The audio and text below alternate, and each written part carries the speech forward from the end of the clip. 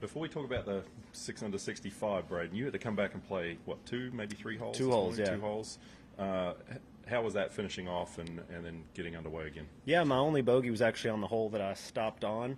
So it was kind of a weird, I knew the wind died a lot yesterday, and it was like 193 on number 8, and I was like, either I hit it in the dark or I hit it when it's potentially coming out and blowing 20 in off the left. So I decided to hit it and kind of hit it right at the green and had to come out with a tough chip this morning. So made bogey there, but then almost birdied the night, so that was a good kind of finish to the round, and I was very happy with 4 under with, it was obviously, we got a nice wave with the wind dying, but it was whipping early on, so still felt like a really good round. And then, to come out today and kind of just click it off everything I was trying to do, really, try to birdie the easy holes and then kind of hold on for some of the hard ones. So I was very pleased with how it went.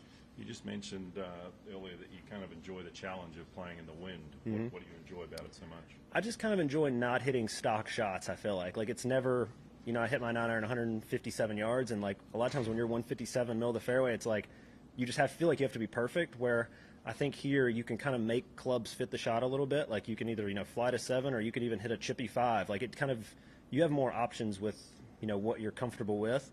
And, whereas, normally you pretty much are forced into hitting certain shots sometimes, and everybody in the field's hitting the same shot. So I just think it's fun to, feel your way around a golf course and actually play golf instead of just kind of hitting shots and playing golf swing.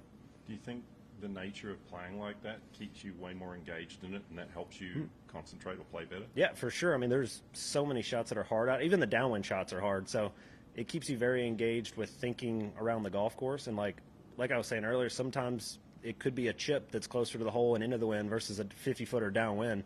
And, that's not a normal thing, but it just kind of, you have to really think about where you want to go right at flags, and then sometimes you're like, oh, it's just not worth it here. Let's just hit it 30 feet over here. And, like, sometimes that can be a number thing, the wind direction you don't like, whatever. But I just really feel like if you can like the shot, you kind of take it on, and if you ever feel uncomfortable, just try to get to the middle of the green and deal with it from there. Can you give us an example and describe a shot that you hit today that you were impressed yourself with, just given the circumstances and the conditions? I mean, on, 15 today, I had 119.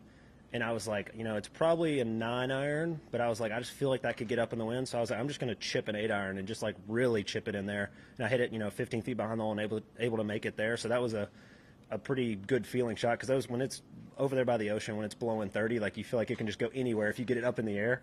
So I was like, let me just try to completely chip this, get it, 25 feet off the ground, and try to just get it in play up there near the hole. So that's kind of a lot of end of the wind shots. That's really the game plan, is just get it out of the air, and, like, whether it's near the hole or not, it's okay. Just try to keep it somewhat in front of you.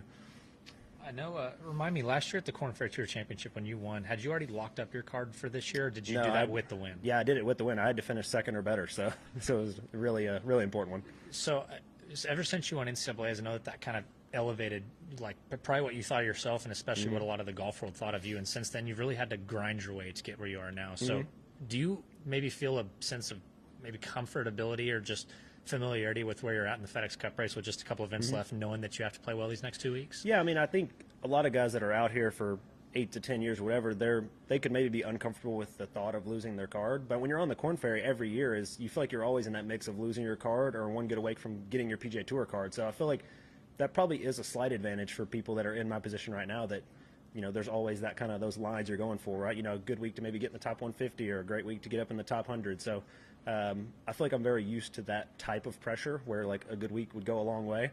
So really just trying to, take one day at a time. But, my game feels good and hopefully can do something these next couple of weeks. As I said, there's still a lot of golf left to be played over the weekend. But what have you learned about yourself this year that you think you can take, regardless of what happens this week, next week, into the future, that you've learned about yourself? Yeah, I haven't had my best ball striking, but I think more so I've been a little uncomfortable just with learning new courses every week. I'd gotten very used to, on the Korn Ferry, I played 4 or 5 years out there, so I was very used to, like, showing up to a course I'd been to, doing whatever prep I needed, like, not, wearing myself out or whatever.